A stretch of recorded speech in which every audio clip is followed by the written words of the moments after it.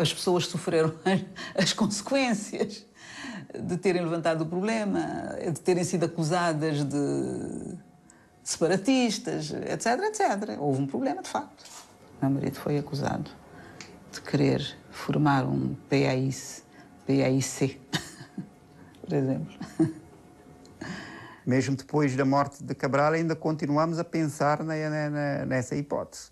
E criar um centro de treino na Mauritânia e a partir daí chegar a Cabo Verde. Do lado português, as previsões militares admitiam a hipótese de um desembarque. E já em fins de 1968, a PIDE prendeu alguns cabo-verdianos e concluiu que o PAIGC tinha esse plano, que nunca esteve tão perto de realizar como após os treinos em Cuba, no final de 1967. Pouco depois, está de visita ao arquipélago Américo Tomás. O Presidente da República termina em Cabo Verde um programa de deslocações às colónias que tinha iniciado alguns anos antes. O almirante tinha viajado diretamente da Guiné, onde, como era habitual, tudo fora organizado para a imagem da melhor recepção. Apesar da festa e das manifestações, a situação na Guiné não deixou tranquilo Américo Tomás. Arnaldo Schultz, acumulando os cargos de governador e comandante-chefe, o que acontecia pela primeira vez, iria em breve deixar o território, depois de um mandato de 4 anos. Militarmente foi um período em que a atividade do PAIGC tinha aumentado muito. Como demonstrava o material apreendido pela tropa portuguesa, a guerrilha dispunha de armamento cada vez mais sofisticado e de várias nacionalidades, sobretudo do leste europeu. Utilizando lança-granadas-foguete, morteiros, minas, armas antiaéreas, metralhadoras ligeiras e pesadas, canhões, o PAIGC armadilha itinerários, faz emboscadas, ataca postos e aquartelamentos.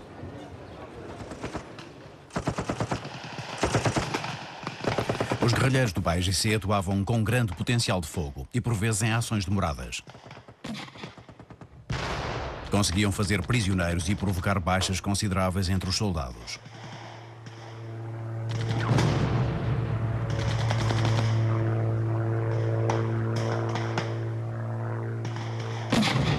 Apesar da reação portuguesa, a iniciativa era da guerrilha, que conseguia fixar a tropa aos quartéis, impedindo a sua circulação e consolidando as áreas que dominava. Com os seus batalhões em quadrícula, os comandos militares portugueses preocupavam-se em ocupar o terreno, recorrendo pontualmente a forças especiais. Embora alguns êxitos localizados, as tentativas efetuadas para recuperar o controle do Sul não foram bem sucedidas. As grandes operações foram sendo abandonadas, ao mesmo tempo que o PAIGC espalhava a sua influência por zonas cada vez maiores do interior do território. Depois de visitar algumas áreas, a Organização de Unidade Africana reconhece o movimento de Amílcar Cabral, que continua a ampliar o alcance da sua atividade. A partir de Conakry, a Rádio Libertação tinha iniciado as suas emissões.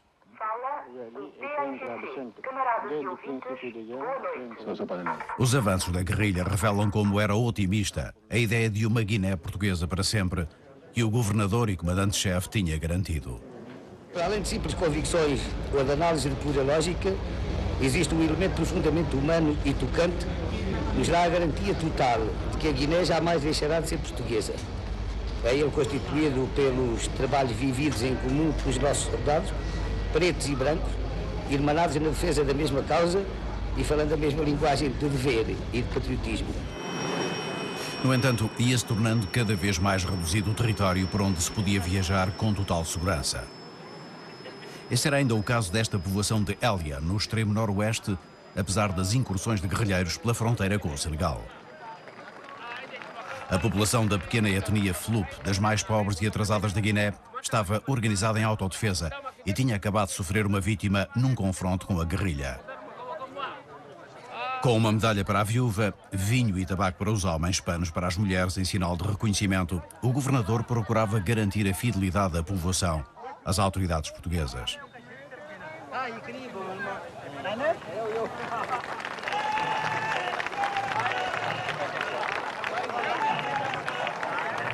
O general Schultz é uma pessoa extremamente inteligente, deslocava-se muito na província, não andou a comandar operações, não se meteu muito não se meteu muito nas operações, como comando-chefe nas operações dos ramos das Forças Armadas. Não se meteu muito. Uma certa parte do Schultz há um relativo equilíbrio. Eu vivi esse e assisti. Mas depois começamos outra vez a apanhar. E não havia nenhum projeto nem nenhuma ideia. Com o general Schultz, na altura, eu podia dizer, considerava que nós conseguimos um avanço muito grande na altura. Embora tínhamos poucos meios materiais, tínhamos conseguido muito avanço. E isso fez com que o general Schultz tinha forças dispersas em pequenos grupos de pelotões, companhias, etc., por vários locais, regrupou. Isso permitiu-nos ter mais áreas sob o nosso controle.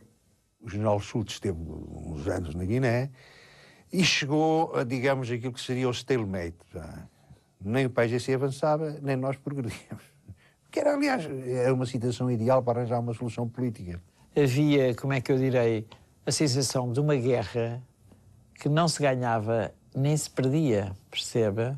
Quer dizer, pelas circunstâncias geográficas, com países absolutamente adversos à nossa presença ali. E segundo, é as limitações de meios, que uma pessoa não pode meter-se numa operação grande sem ter determinados meios. Ora, nós estávamos a perder a guerra por falta de pneus ou por não ter detectores de minas, percebe assim? Quer dizer, não é possível. No início de 1968, o PAIGC estava nas zonas ocidental e norte, infiltrando-se através do Senegal, e controlava o sul, onde entrava pelo corredor de Guiledes, na fronteira com a Guiné-Conakry.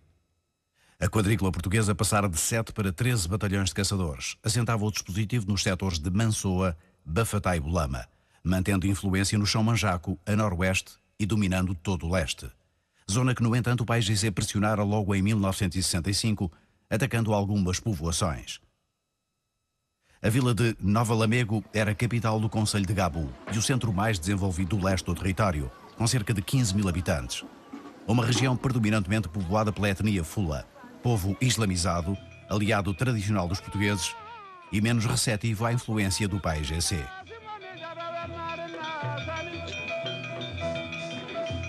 O regulado que está aqui, tudo é a área de Gabu, que estou muito satisfeito com tropa daqui da área. Está muito contente. Viva Portugal!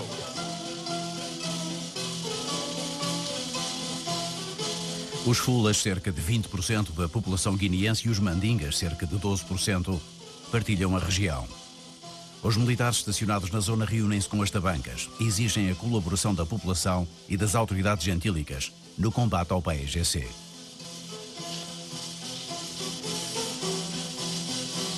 Na última reunião que aqui fizemos, ficou combinado que vocês todos iam contribuir com a fiscalização dos itinerários, das estradas, contra a implantação de minas e da passagem do inimigo.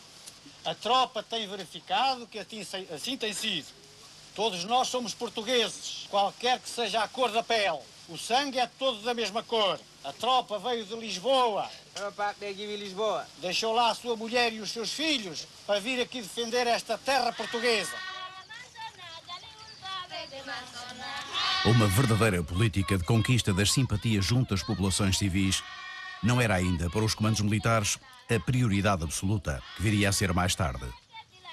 Havia bombardeamentos sobre tabancas de uma grande ferocidade. Queimavam-se as culturas do arroz e de tudo que aparecesse à frente. Havia histórias muito más, sobretudo do tempo do Schultz.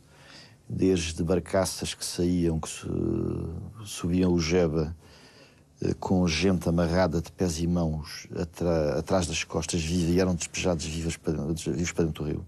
Eu normalmente tratava muito bem os prisioneiros. Nos exercícios, nas operações, enfim, eu vou dizer aquilo que penso, a gente utilizava-os como mulas de carga. Portanto, quem levava o morteiro às costas, quem levava os cunhetos de munições, quem levava o posto de rádio eram prisioneiros. Que depois tinha uma corda amarrada ao pé que ia à mão de um soldado.